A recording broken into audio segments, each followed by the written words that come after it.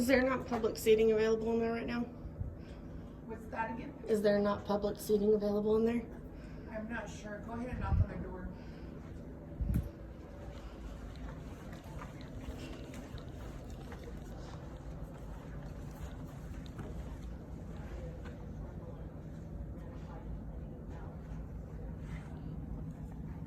No other correspondence? We'll move on to this agenda. Door is locked.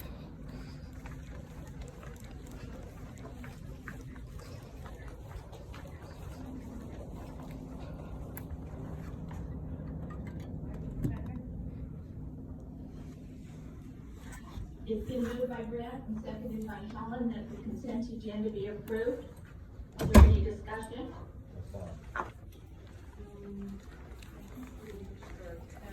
Hearing none, all in favor say aye. I'm sorry. Aye. Opposed? So we have a 10-person limit. Abstained? Motion carried. Hold on, Linda. So, who in here is from the public?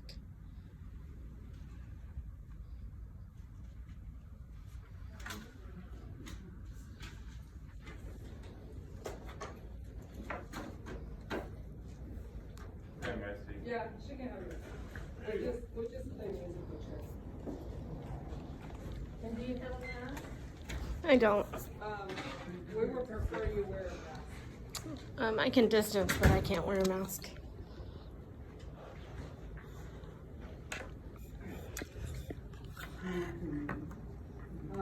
We have, can we have your name, please? And we can just call you.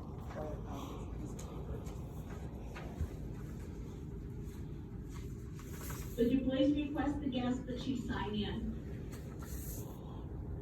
That's what she's doing, Linda. Getting a. Thank you.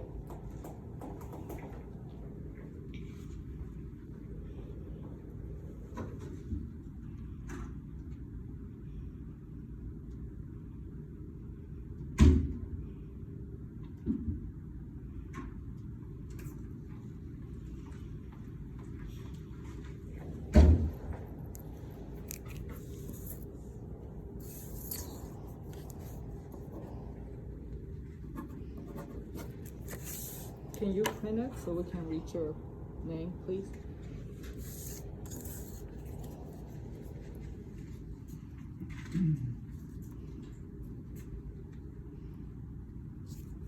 Great, thank you.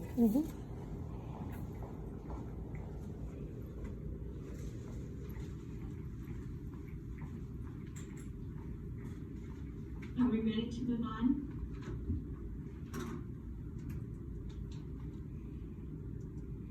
I don't know, Linda. Melody just left the room. She's back. Okay.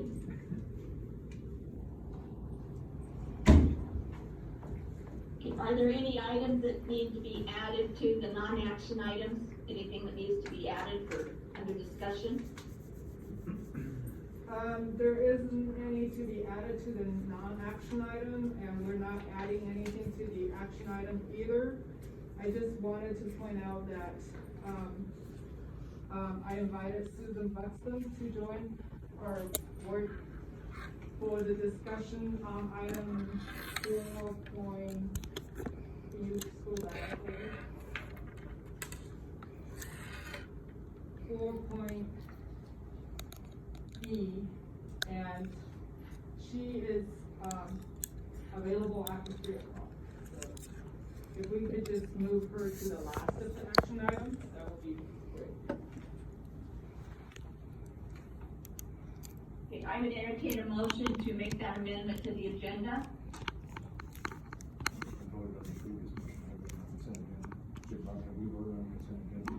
Yes, we did. No, we, Yeah, We did. you had a motion in a second, I don't think you voted. We no, previous motion. Okay, I'll redo it. I asked for all in favor. Aye. Aye. Opposed? Aye. Motion carries.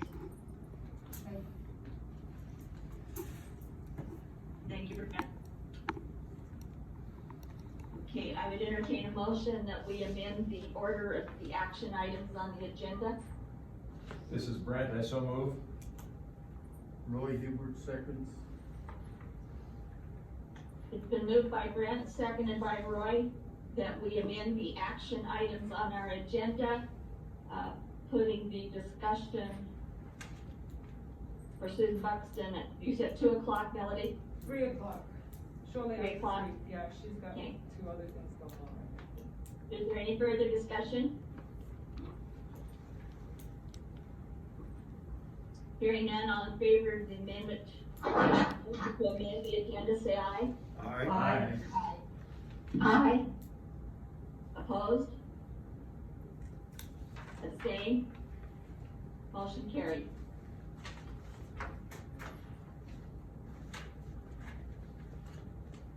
Okay, so we have the non-action items that we can do. The end of the contract report from the crisis center is written. Melody, would you like to address that, please?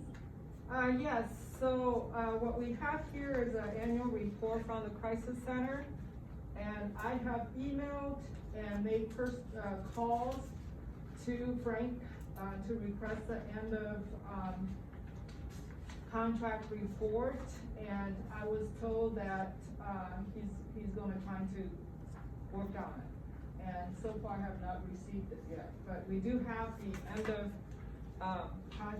end of year report from the crisis center. And if you have any questions, I'd be happy to, collect your questions and send it to him, maybe he can help answer them. Are there any questions? Hearing none. Melody, I would like to have a letter sent from South Central Public Health District to Proactive and thank them for the work they've done on the crisis center and wish them well in moving forward with their new contract. Is there any objections from the board?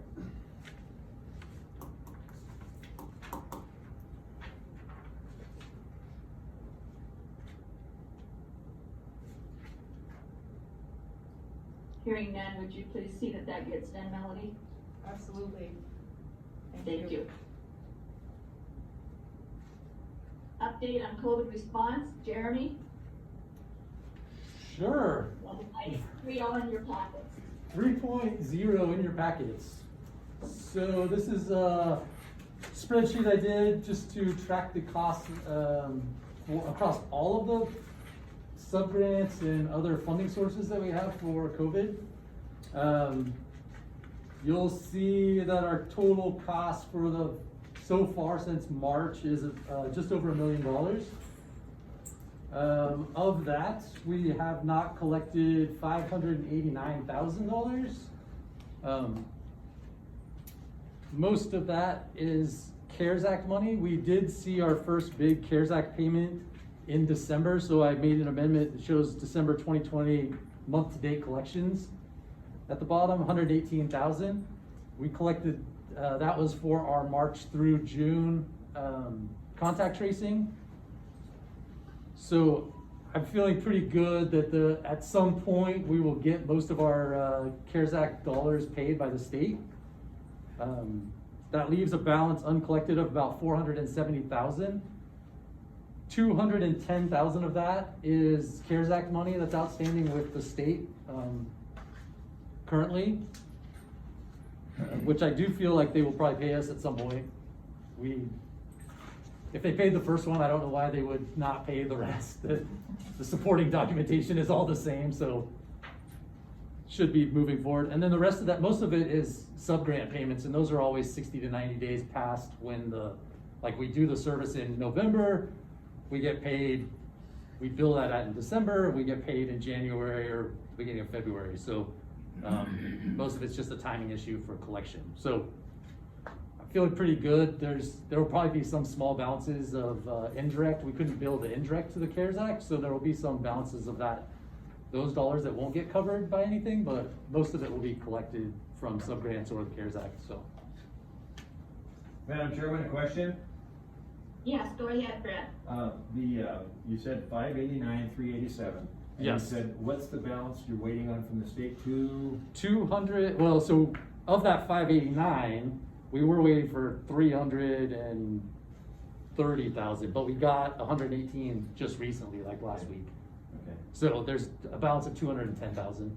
And so that 210,000, is there a billing cycle on that with the state, or is it? So just- CARES Act money expires December 31st. We had to have all of our bills in by December 11th. Right.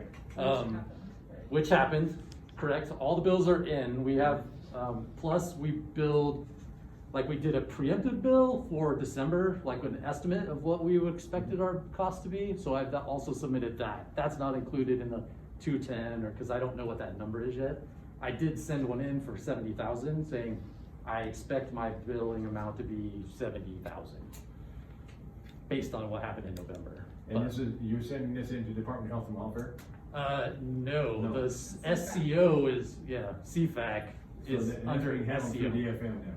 Yes, they have a website, Idaho Rebounds website, you fill in the form, submit it, they require the backup documentation, you submit that, then it goes through a review process. So right now, we have like 7 outstanding requests for dollars, and some of those are in the initial review process or in the personnel review process, just depends. Thank you. So we've had 10 total, 3 of them have been paid, and 7 of them are outstanding.